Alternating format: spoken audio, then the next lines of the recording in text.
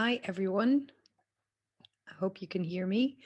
My name is Eleanor, and together with my colleagues, we'll be giving today's presentation from the Reproductive Justice Project on our research about the experiences of disabled people in Ireland in accessing reproductive justice. So in just a moment, I will get the slides on screen to show you kind of an overview of what we have learned from the project to date. I want to explain how the session is going to work and make sure that everyone knows that we will have time at the end for questions and answers. But if you have a question that occurs to you during the session, please feel free to enter it in the chat as we go through. We'll also make sure to give people the option to ask a question by turning on their mic or camera at the end of the presentation, if that's the most accessible way for you. So I hope you can see the slides that I'm presenting at this stage. And I just want to do an overview at the beginning, and then I'll hand over to my other colleagues throughout the presentation. So first of all, I want to introduce you to the team that works on this project. So there's myself, Eleanor, as the principal investigator. We have two postdoctoral researchers on the team, Dr. Anya Sperrin and Dr. Jenny Dagg, and our research assistant is Maria Ní-Laharta. So today I'm going to give you an introduction to the background of our project. I'm going to ask Anya to talk about the law and policy analysis that we've been doing. Jenny's going to talk about the oral histories of disabled people that have been gathered during this project. And Maria is going to talk about the work we're doing now on developing toolkits for health and social care professionals in Ireland to make sure that they can support and respect disabled people's decision-making on reproductive issues. And then we want to introduce you to our tentative findings and ideas that we have come up with in a number of thematic areas that we explore in the project. So those include people's experiences, both personal and professional, when it comes to fertility and contraception, abortion, pregnancy and birth, and parenting. And finally, we'll talk about some of the next steps after this phase of the project and open up for a question and answer session with all of you. So first of all, let me explain a little bit about how we work in this project. We are lucky to have funding from the Wellcome Trust that supports our work and pays for our staff to do this research. We also have a number of others that advise us along the journey of the project. So at the beginning of the project, we formed a stakeholder group made up of different professionals with different experiences and also different perspectives from different disabled people to help guide and shape the research process. We also reached out to a number of project ambassadors who we've involved in the research in different ways. And this was designed to help us target hard to reach communities of disabled people who wouldn't maybe be likely to hear about our research in other ways, or wouldn't necessarily trust us as researchers to share their personal experiences with us. So our project ambassadors have been crucial in facilitating our access into otherwise communities in which it would be very difficult for us to enter. Throughout the project, we've held a number of discussion fora, and those have been on each of the topics that I mentioned previously. So we've had one on fertility and contraception, one on abortion, one on pregnancy and birth, and one on parenting. And at these fora, we invite disabled people to share their experiences and professionals to share the challenges and opportunities they've encountered in their work. And together we can collectively analyse and explore what the barriers are in the system currently and how we might work to dismantle them. We've also had a number of roadshows in the project. So we're doing this roadshow now online, and we have done one previous roadshow online. But we also took the project physically on tour around the country to, again, places that maybe researchers don't often reach. And of course, in the current environment, we're not in a position to do that at the moment, but we are hopeful that towards the end of this project, we will have time to take our research on the road physically again. And the other element to our work that we're entering into now in the project are the toolkit working groups. So as part of the process to develop guidance for health and social care professionals, we formed a group that will help us to design a communications package and a Know Your Rights guide. And we also want to develop toolkits on the specific topics that I mentioned previously. Maria is going to explain a little bit more about that when we come to that part of the presentation. We also launched the project with an opening conference, which of course was in person, and we hope to be able to hold our closing conference in person as well towards the end of the project to share the final results of the project with all of you. So before I explain in more depth with my colleagues the work we've been doing on the project, I want to be clear about the terms that we use in this research. So we use the terms reproductive justice and disability in our work. And reproductive justice is a term that has been developed primarily by Black women in the southern United States of America. And we take as our starting point in understanding reproductive justice the definition by the collective known as Sister Song, who define reproductive justice as the human right to maintain bodily autonomy, to have children, not have children, and to parent the children we have in safe and sustainable communities. So while this definition wasn't developed specifically by disabled people, we think that it's incredibly relevant to the experiences of disabled people. And so we are relying on it in that context. As I mentioned before, we look at a wide range of topics in our understanding of how disabled people access reproductive justice in Ireland. So we look at things like fertility and contraception, and we include within that access to assisted reproduction, and we also look at, for example, access to surrogacy. We look at the topic of abortion. We look at the topics related to pregnancy and childbirth, and of course, parenting, including adoption and fostering. So with all these topics, we're looking at the experiences of disabled people, primarily disabled adults, because that has been the focus of, for example, the oral histories. And of course, the people that we've spoken to may also tell us about experiences they've had when they were younger, when they were teenagers, for example. But as we talk about these kinds of reproductive decisions, we're mostly talking about decisions and choices that people make in their adult lives. And we also take a very broad approach to understanding disability within this project. So again, we take a very open and inclusive understanding of disability in our work. So we include every kind of experience from physical disability to sensory disabilities.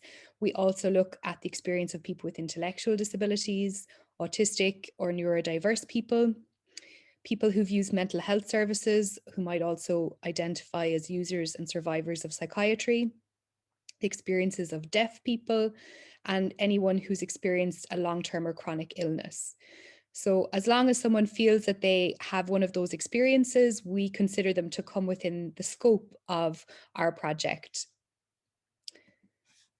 So next thing I need to explain is how the different parts of our work fit together.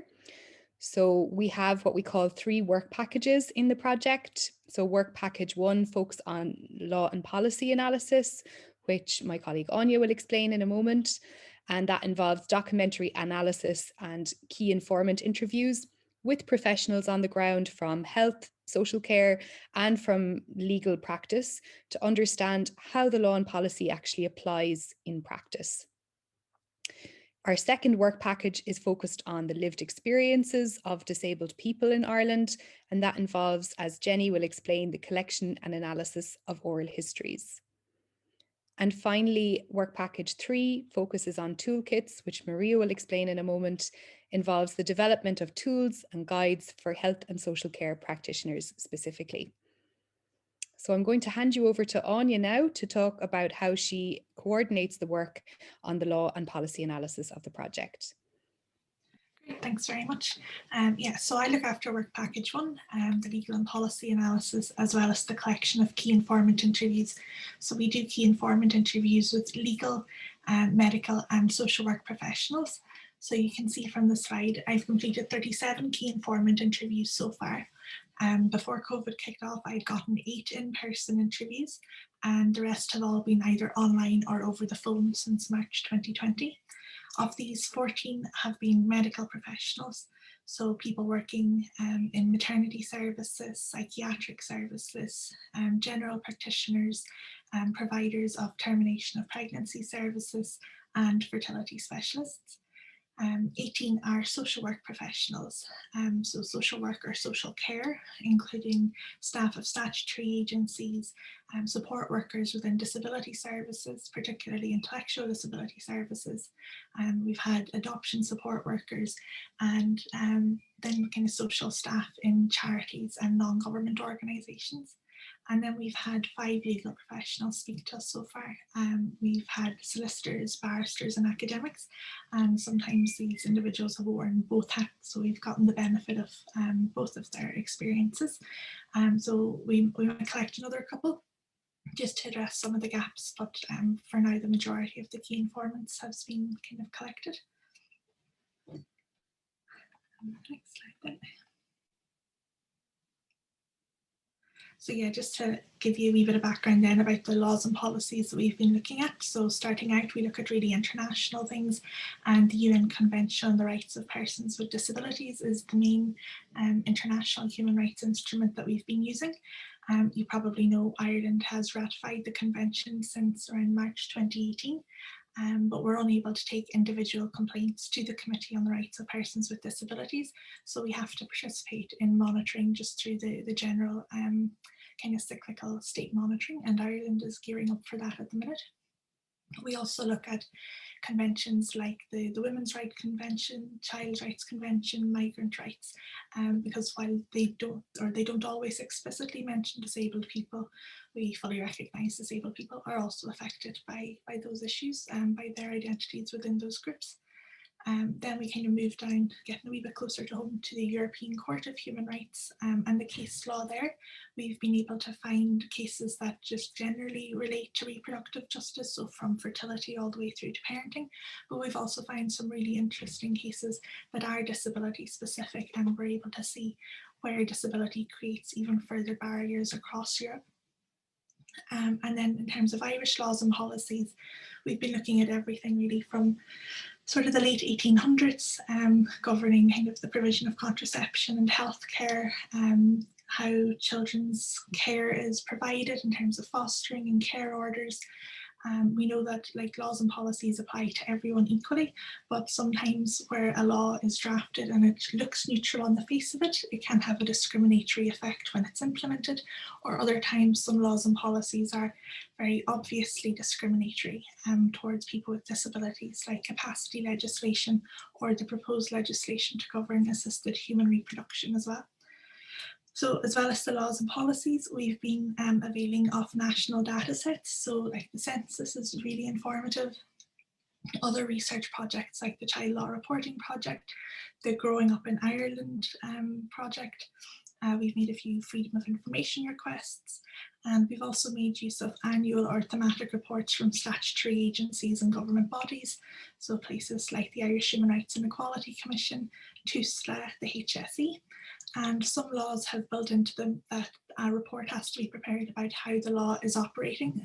So around the Protection of Life During Pregnancy Act and the Health Act governing the provision of termination of pregnancy services, they both have that mechanism. So it's been really useful to see how those laws are operating. And then of course we looked at the Irish courts as well, and we found some very kind of scary disability specific cases relating to everything from the provision of fertility and contraception services all the way through to kind of court interventions around childcare. So that's just a very quick overview of the laws and policies that we've been looking at. I can hand over now to Jenny to talk a bit about the oral histories and work package 2. Thank you very much and good afternoon. My name is Jenny Dagg. So as you've heard from Eleanor, I'm looking after, responsible for looking after the oral histories and collecting and analysing the stories from disabled people about their experiences of reproductive decision making around the central themes in relation to this project. So this slide gives you a kind of a breakdown on who I've been talking to so far. And we'll talk later about the kind of gaps that we are still interested in filling. So far I've completed 31 oral histories, And prior to COVID, that meant meeting people either in their homes or in an accessible location of their choice. And of course, since COVID, most of those have, the majority, all of them have moved on, all of those have taken place online. So I've just provided a breakdown of, in simply by gender, first of all, so 26 female, 5 male, and 1 trans non-binary so far. And then we find, I also broke it down by the frequency in which impairment and theme have come up within the stories that I've heard so far. So we can see, you know, physical impairments have been the most frequent, followed by members of the deaf community, intellectual disability, visual impairment, neurodiverse, chronic illness, mental health, and deafblind. And just in terms of reproductive themes in the frequency in which they've occurred, the most common one would be pregnancy, childbirth, and parenting. So those 3 are often interwoven together, giving the nature of it. Parenting I've heard on its own, mostly from fathers. Then fertility, pregnancy, childbirth, and parenting, abortion, pre-repeal.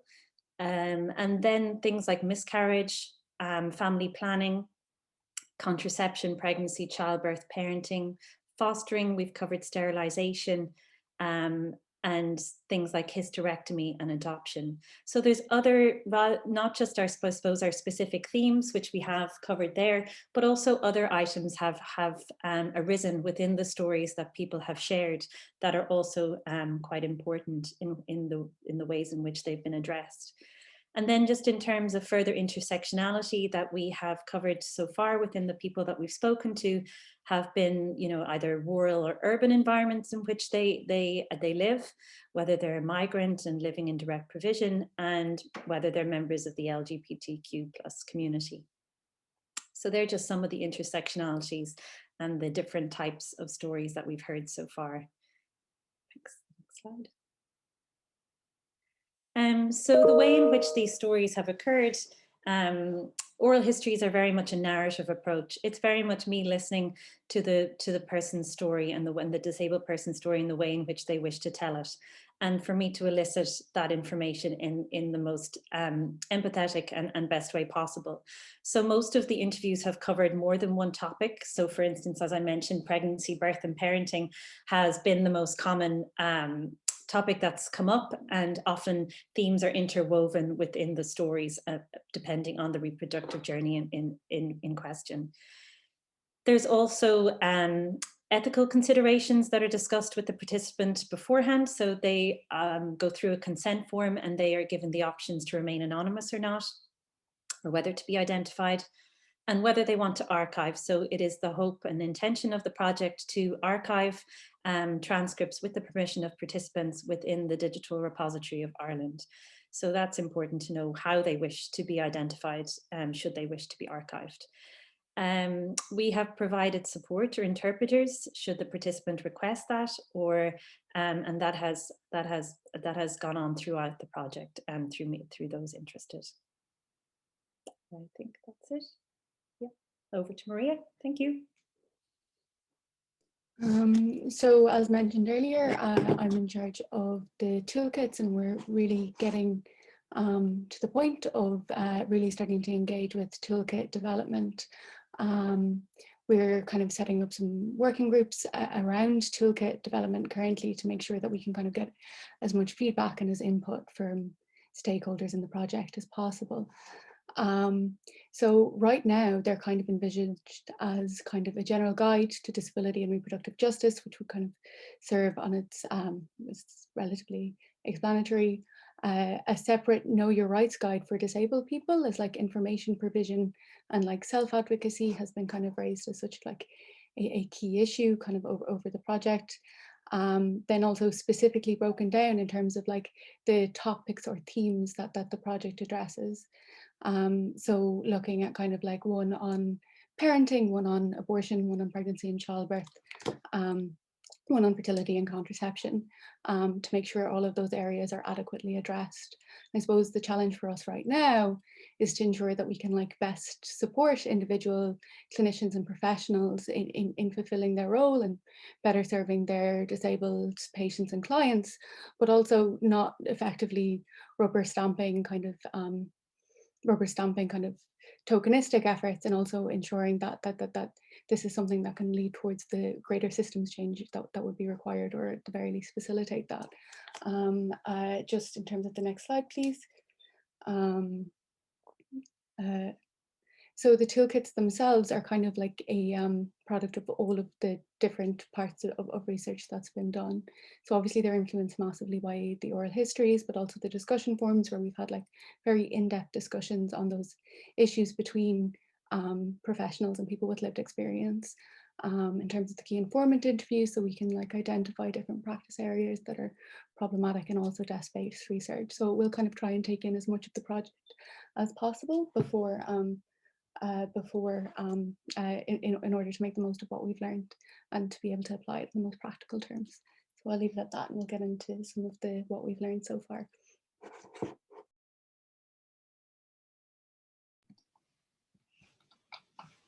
Great, so we're kind of taking the what we learned so far in terms of our topics. So I'll cover the fertility and contraception. So we've got a few quotes from the research from both key informants and oral histories that we'll speak through in this part. So on the theme of fertility and contraception, we've seen issues emerging from the lived experiences accounts, which really shows some ableist attitudes from professionals when they are seeking assisted reproductive services. Sometimes disabled people aren't given, adequate space to consider all of their contraception and fertility options. It might be assumed they don't need it at all, or a decision is made for them which they're expected to just comply with, and we'll see that in some of the quotes. We've also seen that sex education, where it is available, it's very heteronormative, so it doesn't reflect the wider sexuality spectrum, and oftentimes it's inaccessible, particularly for people with intellectual disabilities. And where people are in receipt of kind of general health related treatments, how this might affect their fertility currently or in the future isn't given adequate consideration. So there can be kind of harmful medications then, and people aren't consulted about their future family plans. In relation to professional accounts then, for those who are working within the assisted human reproduction area, they've been critical of the lack of full legislation governing the service in Ireland. There's definitely a need for this legislation to be introduced, but it's extremely important that it not be discriminatory or ableist. So an example of this is the notion that a service provider could deny a service to someone based on what they perceive to be a potential harm to a potential future child. So that has just serious kind of problematic issues there in terms of ableism. And matching up then with the oral history accounts, we know that professionals have reported concerns about the possible use of long-term contraceptives without the informed consent of individuals, and it definitely doesn't seem to be a problem just relegated to the past. Ableist and paternalistic attitudes have been reported around sterilisation and respecting people's will and preferences there, and where service providers have attempted to be sort of liberal and promote reproductive rights. They've reported tensions between the expectations of family members versus the individual's will and preferences. So we can move on to a few quotes now. Great, so we're starting off with some oral history quotes that Jenny's collected. So speaking about the negative focus of sex ed, focusing mostly on disease prevention and a lack of recognition about reproduction and family planning in diverse forms, Cameron told us, like, we don't talk about these things. Do you know, when I was in school, nothing was ever talked about in terms of adoption. The only sexual health information we got was a 2-pager on all the STIs you could get. That was it. So sexual orientation, sexuality, fertility, reproductive health, they're all taboo subjects that you grow up being like, I can't talk about. So then when you get to this stage where you're actually kind of trying to plan stuff, you're like, actually, I have no idea what I'm doing, and I don't know if there's any support for me to do that. So the next quote then, there was criticism about the expectation on individuals that they have to go and do really sort of difficult information gathering for themselves at a time that they're experiencing crisis in their lives. And this example, it was while she was undergoing cancer treatment. So Fiona told us. And then there was the whole issue around having egg freezing and, you know, IVF treatment. So there is actually, and I had to find this out in the middle of all this really shocking time in your life. So I found out I had a breast care nurse, but she didn't provide any information or support on it either. And I found out by default, by ringing the fertility clinic in Knocknacarra, that there was a programme in the Rotunda Hospital for cancer patients, and it's a fully government funded programme. So while there was services out there, it was extremely difficult to, you know, find information about it and, you know, find out whether you're eligible or not. That's great, yeah. So the next quotes that we have, the influence of religion here in, you know, how someone is provided with information from an early age, and then how they make decisions related to contraception and sterilisation is evident from Josephine's account. So Josephine's a deaf woman who went to a segregated and church-operated school, and she told us, I think the third time I was pregnant, the doctor did advise me not to get pregnant again for health reasons. I just kind of passively complied at the time. I thought that contraception was wrong and that it was a sin because I'd grown up in the Catholic Church. I don't know what the problem was. It wasn't fully explained to me, so we thought that we better get some kind of sterilisation or vasectomy. So we agreed on that, and then I had the sterilisation after the birth of my third baby. So there seems to be here not just sort of the religious influence, but also the lack of accessible information about what exactly, you know, the health implications were and why she'd have to take the measure to get sterilised after her third child. Our next quote then, kind of following on this idea about lack of proper information being provided. So Catherine, who's a woman with an intellectual disability, she was sort of just expected to go along with a decision around contraception. So the researcher asked, can you tell me what the contraception provision was about? And she said, it was like, right, I was just told that I must go on this injection first. I said, grand, okay. So I was doing that every year I was doing that? And now then another doctor said I had to go on the bar on the hand, and I'm doing that now every 2 years. So there's like a lot of evidence of, you know, a lack of information and just assuming that disabled people will go along with whatever the doctor says. From the key informant perspectives then, professionals they touched on a lot of different areas. So in relation to fertility and speaking about her role supporting a young man with an intellectual disability to find out information about genetic counselling, we were told. So it was agreed that somebody would work with him, who he could contact, how he could talk to his GP, how his GP could make a referral, etc., to one of the hospitals in Dublin for genetic counselling and genetic assessment. And that was done. And he was told that as he wasn't in a relationship and as he wasn't sexually active, that this service wasn't going to be made available to him. So here the key informant was sceptical that this was a legitimate grounds for denying the man the service, and they suspected disability discrimination, and as a disability support service, they were going to investigate that further. The next quote then is from a fertility specialist highlighting how cost can be a barrier as well. So even where all of the other parts of the service is accessible.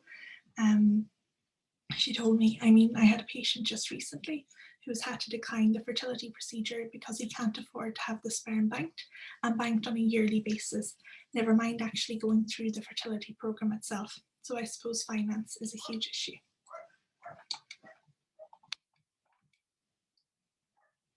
So our last couple of quotes.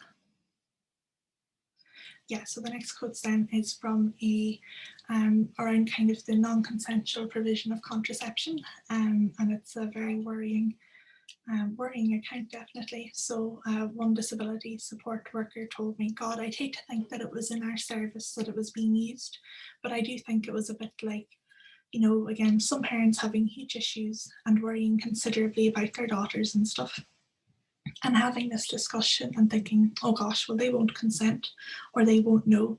But if you just pop it in, you know, so that's, it's come with the pill in the porridge as something that's kind of like, well, we'll know they're safe.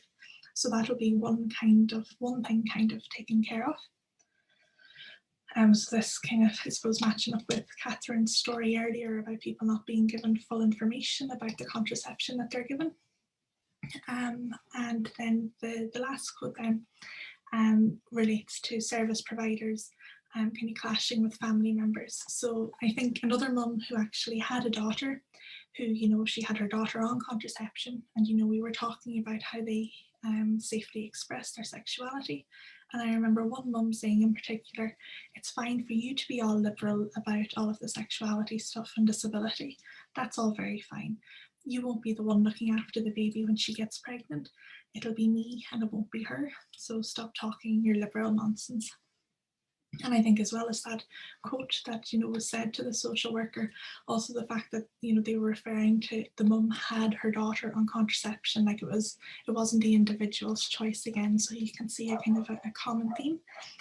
So there's real parallels emerging about the barriers to receiving and delivering fertility and contraception services from, service users and service providers' perspectives.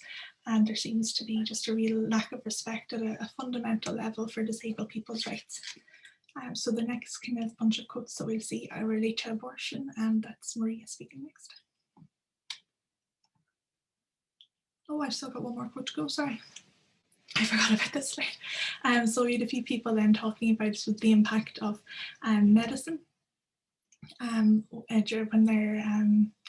they're considering their future family planning kind of actions. So one mental health lawyer told us, and then, I've heard people's stories about how it's not even discussed with them during mental health tribunals. It's assumed it's something that they're not going to participate in or engage in. What is expected for other people as normal is not expected or assumed from people with disabilities. And then now I think we've got the last quote, sorry. So this is someone who's a psychologist within intellectual disability services, speaking about kind of a gender dynamic within sterilisation. And he told me like an awful lot more males would have got sterilisation in this country than females. And I know at one stage, one of the maternity hospitals wouldn't sterilise a female unless they had had a child and had shown that they weren't capable of managing or taking care of or dealing with a child. So then it would go to an ethics committee, and the ethics committee would decide whether the tubes could be tied or not tied. So you can see a lot of control being taken away from people themselves, and a lot of linking it between not being able to parent or expectations around not being able to parent. So now I think we're over to the abortion stuff. Yeah.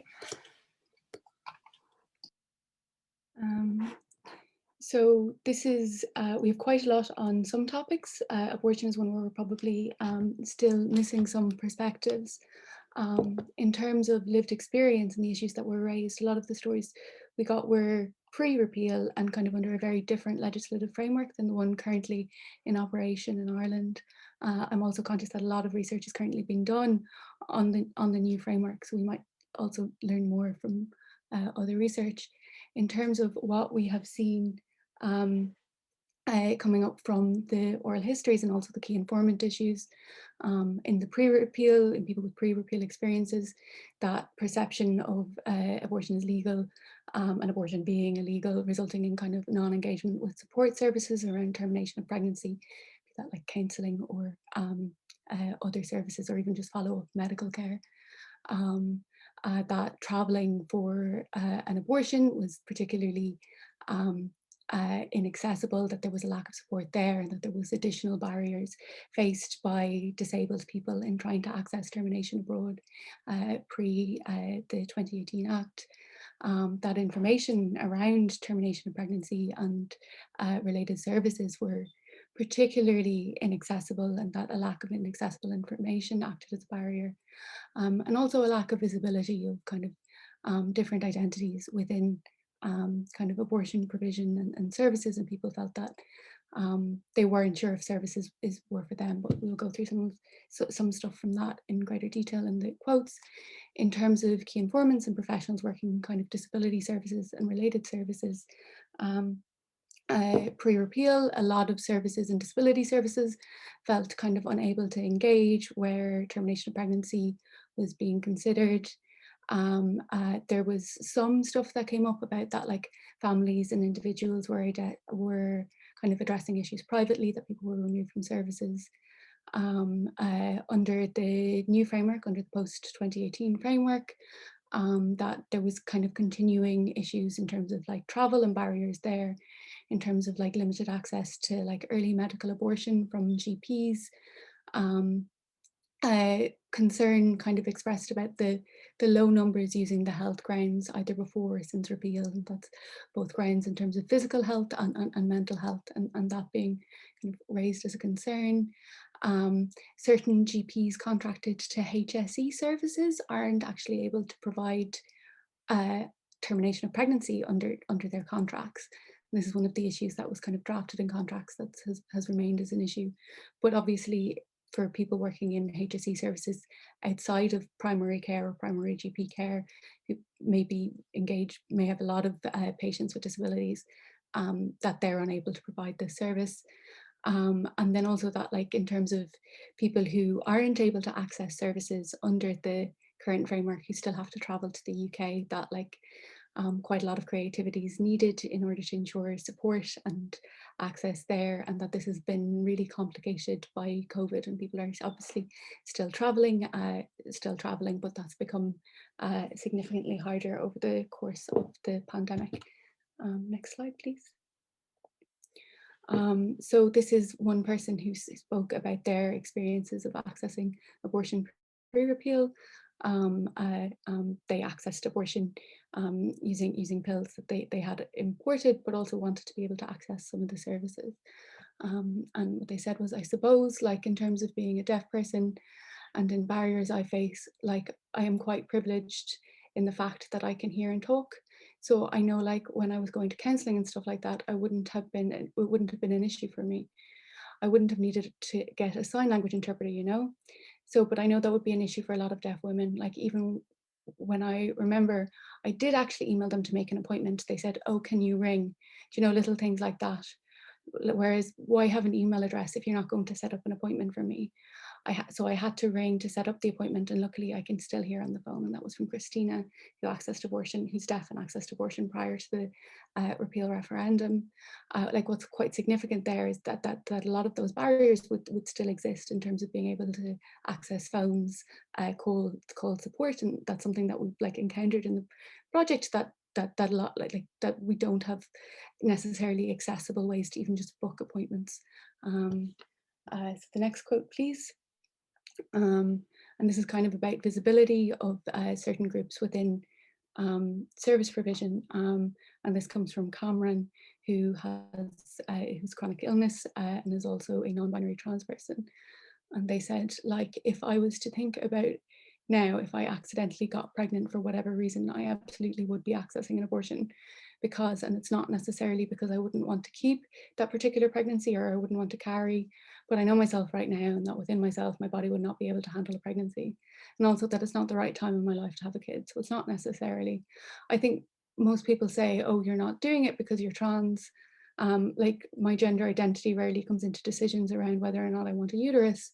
Like I don't have any huge amount of dysphoria around having a uterus. So to me, it just feels like, you know, you have a cast on your arm and you break it for 6 weeks, and it's that sort of platonic relationship I have with it. If I could give it to someone else, like I said, I would, but I know I would access an abortion should that particular situation arise. But at the same time, I know that's not what I'd want to make my decision to be, but I don't know whether or not my GP would support that. I don't know whether or not I could go to my GP and be like, this is what happened, because there's no normality around trans folks accessing that sort of healthcare. When we had the conversation around accessing that sort of healthcare, we didn't really include all that much other folks' uteruses, because Ireland wasn't ready to talk about other people with uteruses at the time. And that's totally fair, but it does leave a lot of us without concrete options of what we can do in terms of accessing that sort of healthcare. So just in terms of people like feeling that the service may not be for them for reasons beyond disability issues, or like disability related barriers as well, that for trans people, even just the perception that they might not be able to get it is significant. And then in terms of key informant, so this is from a mental health social worker who was, after supporting someone in continuing a pregnancy, and in that person was now a parent, but throughout the course of the pregnancy, this person felt that abortion was constantly being raised as, I suppose, a good outcome for the woman, the pregnant woman, regardless of whether or not she wanted it. And that it was kind of being suggested kind of as the obvious option, rather than recognizing that she wanted to parent, or even just like, or not having that assumption that she may want to parent. So the social worker said, so just going back to that lady who's given birth, and we've gone through all of that, but she just felt, it just felt like the option of abortion was always put to her. She's not 10, you know, she's an adult. She understands what an abortion is. And, you know, I would have spoken with her about all of the different potential options and outcomes. Part of her illness means she's not able to look down the road as to what's going to happen, but she'll still like, she still understood like all of the different options open to her. But it felt like at team meetings, it was constantly put forward as a good outcome for this lady. But, you know, who's to say what a good outcome is, and kind of recognizing that like she needed to be center of the voice in her care. And then another quote we got from a disability social work or service social worker was, I haven't been and I wasn't involved in any case around abortion. So my own personal experience, I don't have any stories or vignettes. But I think the fact that I don't is interesting, because I've been practicing in this area for 30 years. And the fact that abortion or termination of pregnancy like hadn't been raised as an issue was something that was actually like quite significant, given that that would have kind of had like a long career, and not coming across it was significant. And then for the last quote we have in terms of abortion comes from an obstetrician who spoke about having kind of, who was providing care and providing termination of pregnancy services in a hospital setting. The short answer, she spoke when asked about abortion and disability, the short answer is no. We haven't had a woman with any disabilities. We've had women with medical issues that cause disabilities, but those would be different. We haven't had anyone with an intellectual disability. We're anticipating that we will. Maybe because they're a more vulnerable population and we have a policy about how we would deal with that. We have yet to face that, but we will. As a proportion of the population, I suppose, or the proportion of women who are pregnant with a profound disability that profoundly affects their activities in daily life is very low. And because we don't have that many women, disabled women, attending the hospital for abortion care, it may be that GPs in the community are seeing more. And while it's quite telling that this particular practitioner hasn't seen anyone with an intellectual disability, or by their own estimation disability, it's also quite interesting to see some of kind of the attitudes that are kind of reflected within that in terms of vulnerability, but also that a policy exists in terms of disabled people accessing abortion within that hospital, or people with intellectual disabilities accessing abortion within that hospital, even though the issue hasn't arisen yet. So that's kind of what we have in terms of abortion, and I think we would hope to come across some more stuff as we come into the end phase of the project, but that's what we have to this point, and I will pass it on to pregnancy and childbirth. Thanks, Maria. So yeah, I'm going to talk through now some of the experiences of pregnancy, childbirth that we've heard both from people with disabilities and from the key informants. So from the lived experience perspective, we have definitely heard about the lack of disability access and the lack of system-wide support throughout the pregnancy. So while some people have identified, you know, one or two really helpful professionals who really smoothed their path through pregnancy and birth, it seems to be very ad hoc and individualized, and there doesn't seem to be an awareness within the system, the maternity system, that disabled people have particular support needs that need to be met. And while we have had people tell us about supportive experiences, we've equally had people report hostile and ableist attitudes from professionals that they encountered in their pregnancy and during the birth. We also see, as Jenny mentioned, how interconnected these topics of pregnancy, birth, and parenting are, because our lived experience participants talked about very early on in their pregnancies becoming aware of the risk of the children being removed from their care, and how much that dictated many of the decisions that they made about how they were going to go through the pregnancy and birth and how they would approach their parenting.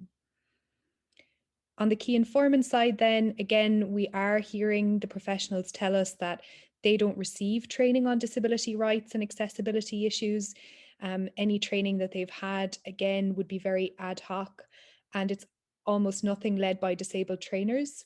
So one of the outcomes that we're quite proud of in this project that we've managed to have already is linking people up so that the disabled people who participate in our project can give training to professionals and try to influence the structures and systems that are currently operating to make them more accessible. And then finally, another issue we see from the key informant perspective is how difficult it is for different parts of the system to talk to each other.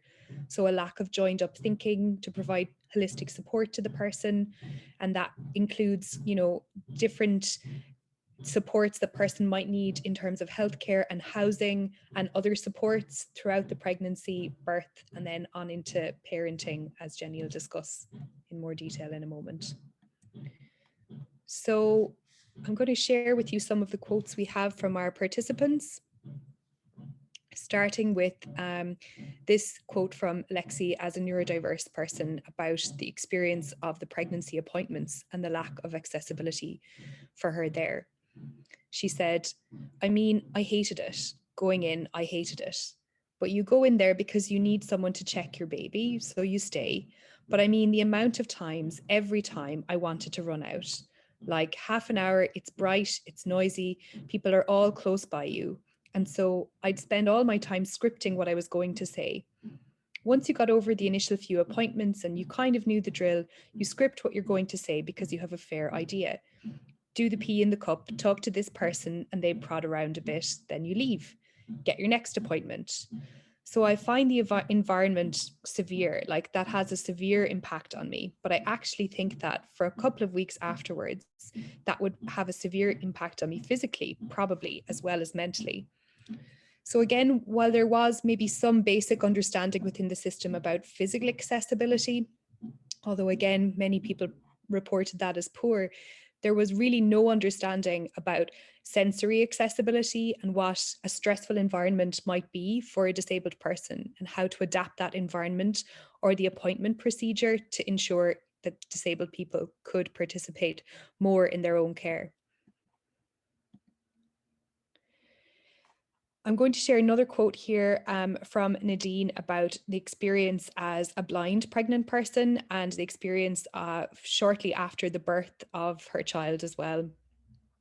So she's talking here about a particular nurse that came on duty when she was in hospital after giving birth. She said, and very soon was asking, where was my carer? So I said, of course, what carer, Do you not have a carer that takes, care of you at home? I said, absolutely not. I'm an independent person. I run the household. And then, is your partner not staying? I thought that was perfectly fine to ask because I know there's some people would stay and blah, blah, blah.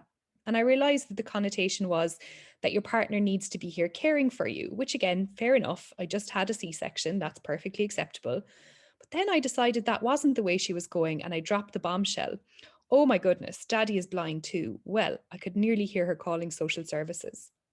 So again, this is very much interconnected with the experience of parents, but the experience that Nadine describes here with also being questioned a lot during the pregnancy as to how she and her partner were going to manage and what expectations about whether or not they were fit to go through the pregnancy and the birth and to ultimately be parents. And those questions starting very early, thinking about how someone who is in quite a vulnerable position when they're in hospital following the birth of their child to be asked and put under this kind of scrutiny and have these questions presented to them. So that's something really important for us to reflect on in this research.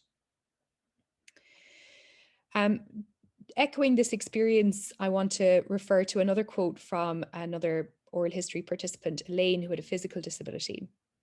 So again, this is talking about different experiences of pregnancy and birth and how that prepared her for future experiences or not. So she talks very clearly about the fear of having her child removed from her care and how that started during pregnancy. She said, by the time I went in to have Imogen, we had the techniques, we were still developing.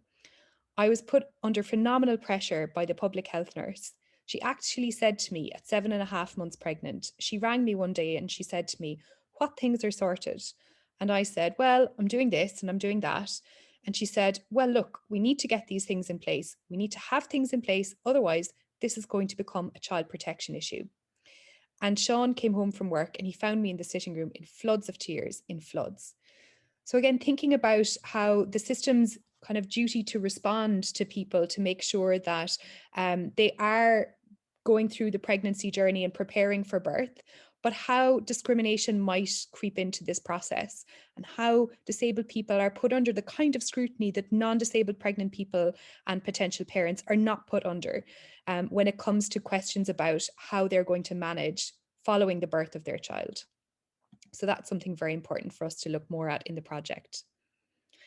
To move on then to the experiences that were shared with us by key informants, so health and social care professionals primarily in this space. This quote comes from a psychiatric social worker about, again, the challenges of working together across different elements of the maternity services. Psychiatrists and gynecologists, if that's the correct term, rarely work together. You know, they probably a little better now. They do have perinatal psychiatric teams in some parts of the country, but it is still not active in the West. But they rarely talk to each other. So as a result, I think the final decision was made 2 days before the birth date as to that she was going to have a cesarean C-section, which is no good for anybody, like a mother, and if the father was involved at that time, to have all that ambiguity about what is going to happen is toxic for her mental health. And the psychiatrists that I saw them working with were being very clear to the gynecologist as to, from a psychiatric point of view, what needed to happen. And the gynecologist was coming very clearly from the baby's point of view. But the reality was they needed to pick up the phone to each other and come to some sort of conclusion. So again, the gaps in communication here that are being left by different aspects of the health services, how social worker in this instance is trying to fill those gaps to try to bring services together to focus on the needs of the pregnant person and meeting those needs in an accessible way. This is another quote we want to share from an intellectual disability social worker. So again, in terms of the experience of services working together. The social worker said, "I had a case this week where there's a mum who's pregnant. Now she's very early pregnant. I think she's 8 weeks. Now she's not mine. I supervise this staff member. And the staff member came to me and the mum was saying, 'Oh, I don't feel at the appointments I'm taking in all the information that they're giving me.' And I had said to him, 'Well, go away, link in with the social work department in the hospital and see what supports can be given to her. Because of COVID, she can't have a support person in the hospital.' So he went away and did that. And then the social worker has come back to him to say that she felt that himself and herself should make a joint referral to TUSLA, a preemptive referral to TUSLA just in case. So TUSLA here obviously is the Child Protective Services. And again, this is reflecting what we know from the participants, that their fear of the removal of children is often very well founded. This is someone who's literally asking for more accessible information or more support in her hospital appointments. And as a result of asking for that support, there's now going to be a referral made to TUSLA as a preemptive measure to see if the child should subsequently be removed from her care at the very early stage of this pregnancy. So we need to be very mindful of how these interventions can occur in the system in ways that make disabled people feel very unsafe and feel that their ability to parent is being called into question when they're literally seeking support and looking for assistance, and the high price that we're asking disabled people to pay for actually requesting that basic support to navigate the systems in place. So I'm going to hand over now to Jenny to talk more about the findings from the parenting part of the research. Thanks, Eleanor. So similar to my colleagues, I'm going to go through some of the lived experience insights and some of the key informant insights that we've gleaned in terms of parenting and disability. And as Eleanor said, and my other colleagues, that some of these themes are wrapped in together. So we've tried to small bit disentangle those in terms of parenting. So from the oral histories, there's a lot of evidence of great supportive family networks, of the value of peer support particularly, and the level of self-advocacy that disabled people go to in terms of their accessibility needs, in particular in terms of parenting, by the time they become to parenting stage, as we've heard from Eleanor, there's a lot of scrutiny, a lot of questions about managing.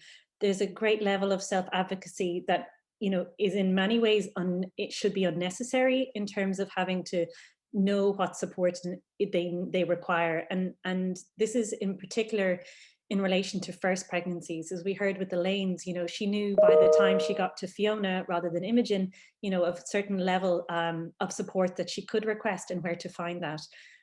But in particularly at first pregnancy, that knowledge for self-advocacy is often not present, and that can cause quite a difficulty, where supportive key workers can be crucial in terms of fulfilling that gap and providing that knowledge or connection through agencies and services to support the person.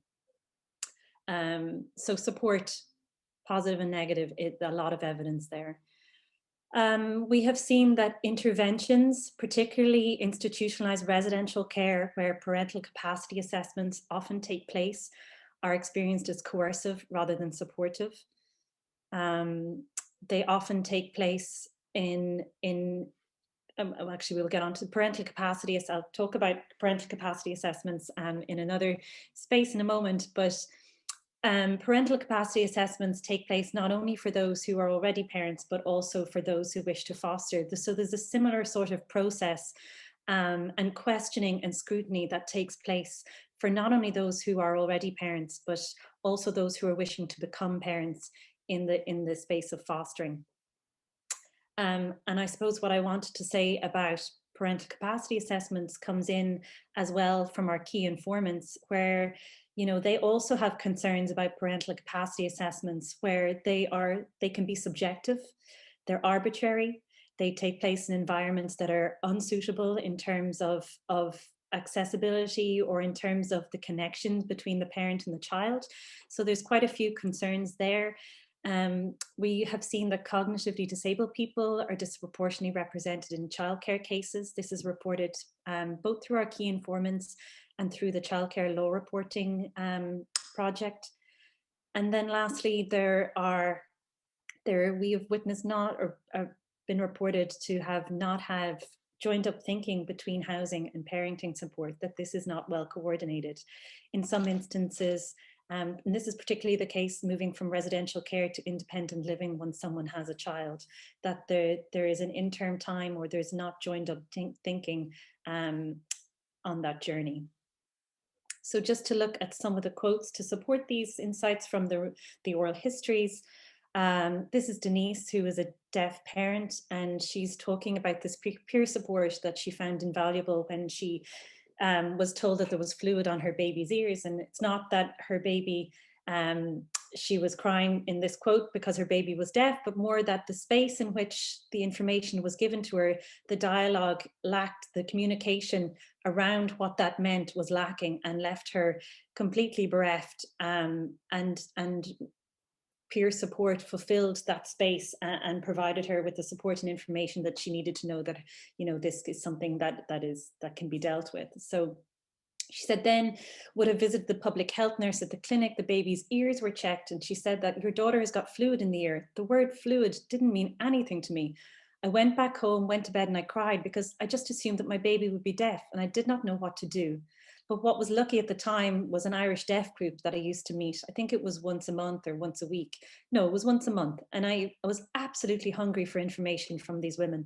And I explained what this was and what that was. And I said fluid, and they said, no, that's normal. It's just something that needs to come out of the ear. Can you imagine the relief? So there's a lot of actual peer support, valuable peer support, particularly within the deaf community from the oral histories that we've heard in the provision of information. So just to go on to the next slide, thanks. So the next slide is from Ava, who's neurodiverse, who experienced residential care as a coercive intervention. So when Ava gave birth, she spent 10 days in hospital, during which time there was questions around her parenting skills and her capacity to parent. And by the end of her stay in hospital, it was recommended that she enter residential care and undergo a parental capacity assessment. So obviously after 10 days in hospital or just giving birth, this was, you know, kind of a traumatic experience for her, and to go and do this. So she said, and I said, okay. And so then you were told while you were in the hospital that you were moving to this bedsit, which is in the care of the HSE basically. Yeah, to do a parental capacity assessment, or else give the baby up, no other options. They saw that as support really. To me, I just saw it as a threat because I was really distraught. I was really upset. I say, you must have been. I was totally helpless because it was either a court report where a judge would be given incorrect information or this assessment. So I had to do it for 3 months, but then they extended it for 4 months. So you were there for 4 months? Yeah, and they just extended everything on, and they wouldn't even, they promised me to go home. They broke the promise again. They said I'd have to go to a bedsit in another building to decide basically. The place I was in, it's a bedsit beside another bedsit. So it's very much the same area. And I've been over 6 months living there. So for Ava, she felt really confined. There were curfews. She was scrutinized daily.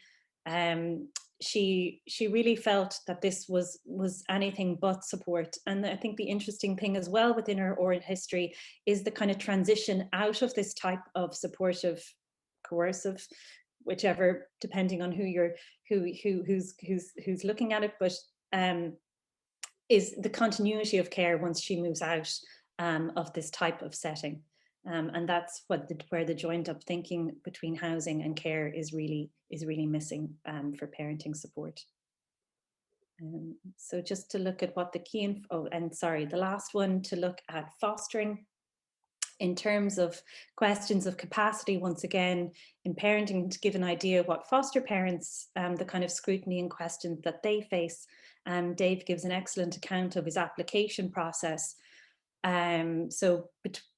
Between the private agency that he had to go through the assessment and then the assessment within the HSE. So he says that the initial private agency assessment also came up from the HSE when they had reviewed the application. And on the disability side of it, they came up with questions, would I be able to run after my child? My thing was, well, I wouldn't run regardless. If a child runs, they're going to be, as it turned out, the kids we had were 6 and 11. So good luck trying to catch up with them anyway. Could I play football was another question. Well, what if the child wants to play football? Could Dave play football with them? And they saw that as a negative, that I couldn't play football with them. I pointed out that regardless of my legs, I hate football, know nothing about football, but I pointed out a very long list of all the things that I could do that probably other carers may not be able to do. I pointed to my background in media, creative, in the arts, writing, filmmaking, radio. I pointed out all the things I could do, which I thought more than compensated for the fact that I couldn't play one sport. I pointed out that I play table tennis and snooker and darts and drafts and chess. The tone of it was like, you know, it was kind of like that I wouldn't be able for it. I'd be too sickly, too weak, too incapacitated, all that kind of stuff. I offered to meet with this particular panel, the HSE panel in Bray, who assessed us, but they refused on numerous occasions. They refused to meet with me. And I think this is an excellent example, not only of the kind of attitude and the ableist attitude in which parents, disabled parents, are scrutinized and questioned in terms of the capacity to parent, but also the counterpoints that he comes up with in terms of broadening the way in which parenting is understood in the context of disability and all the things that he could do. So this is a key informant, a disability support worker.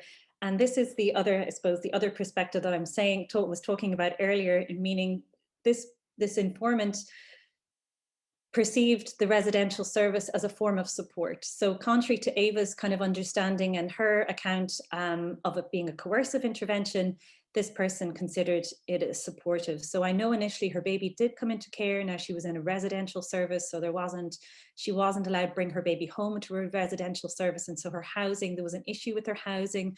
So while they were trying to sort out her housing, I know her baby spent a brief time in foster care, and then she had to go and do a parent capacity assessment and went to a mother and baby unit for a parent capacity assessment. Her child is 3, TUSLA are involved. Now, in terms of TUSLA being involved, they're very clear that they don't have child protection and concerns. That mother has cerebral palsy, so would struggle with practical things like getting her daughter in and out of the chair because of her own mobility. So stuff like that. And TUSLA are supporting her with that kind of stuff. They are very clear from numbers and meetings that there is no child protection and concerns and their support. It's purely a support role. So while we can see that perhaps providing a residential or a mother and baby unit fulfills a housing gap, the person, the experience, the lived experience is very much missing from this perspective in terms of what it's like to undergo or to live in that kind of space, and also to undergo a parent incapacity assessment, to put her daughter up for foster care while she's in that residential space that could not accommodate both her and her child. So there's very much two sides to the perspectives there in terms of residential support for parents. And just to go back to the prevalence of intellectual disability and their presence in child protection cases, we hear from a social worker that given that most of our client group, and I'm conscious that I see that there's an overrepresentation of parents from other countries, and there's an overrepresentation of parents with disabilities.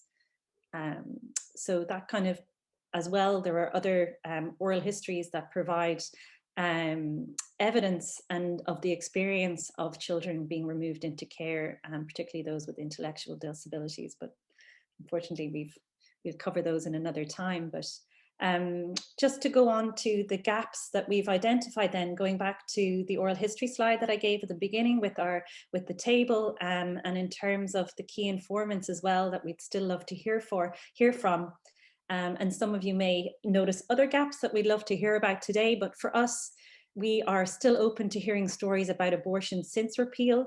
As Maria mentioned, we'd love to hear stories about how that framework is operating currently and what are the facilitators and barriers within that. We'd also love to hear from stories of adoption and surrogacy. And in terms of identities, we would be delighted to hear from disabled travellers and further migrant experiences, and what their experience is like of the reproductive system in Ireland, and also those with mental health diagnoses. Surprisingly, we thought we would hear more participants would be interested in particularly, perinatal mental health has become there's very much a focus on that at the moment in terms of providing care. So it would be great to hear some stories of those types of experiences. We'd also love to hear experiences of people living in institutions and other residential settings.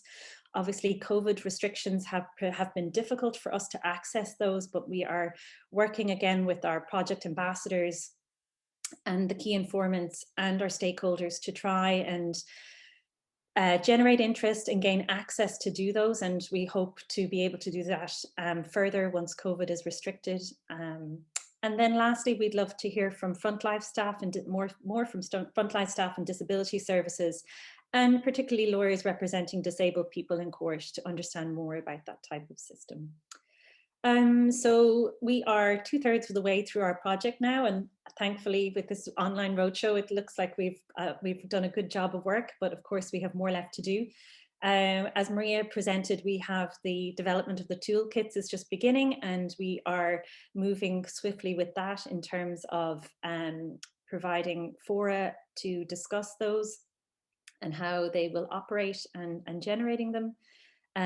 Our oral histories and our key informants are generally completed, but we are, as I said, we're open to the stories where we feel we have gaps or experiences that aren't covered so far.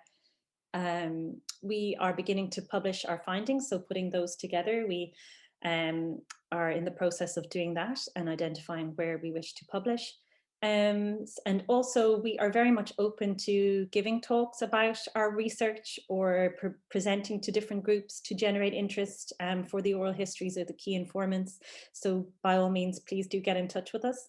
And lastly, our final conference we hope to hold in person will be held in 2022. So watch this space.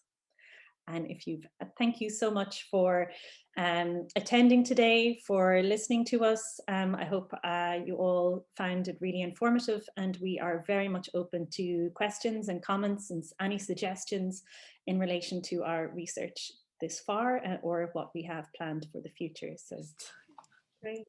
I don't see any more questions coming in, so I'm going to take the chance to wrap up and say thank you so much to everybody for attending today and contributing your suggestions and comments and questions, which help us guide us in our next steps. Obviously, to say we're really interested in kind of filling the gaps that we've identified. So if there are people that you think would have a story to tell and they need a little nudge in the right direction, please send them our way. We are the Reproductive Justice Project at nuigalway.ie, or I think on the last slide there are our contact details. Each of our names at nuigalway.ie should get us either, should you want to contact us individually. And we have a website, the reproductivejusticeproject.com.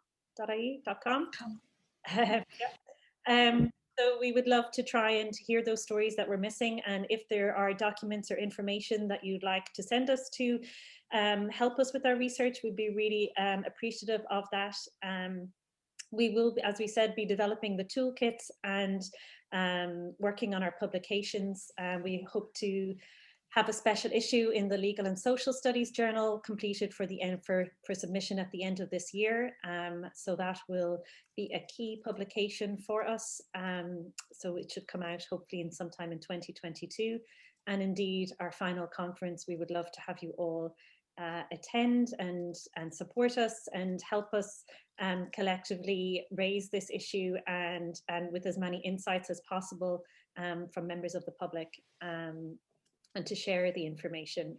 So this roadshow has really been about awareness and to try and fill our gaps, which would be great. So please do spread the word and get in touch. I don't know if my colleagues would like to add any, but it's been really great to chat with you all here today. Thank you for listening.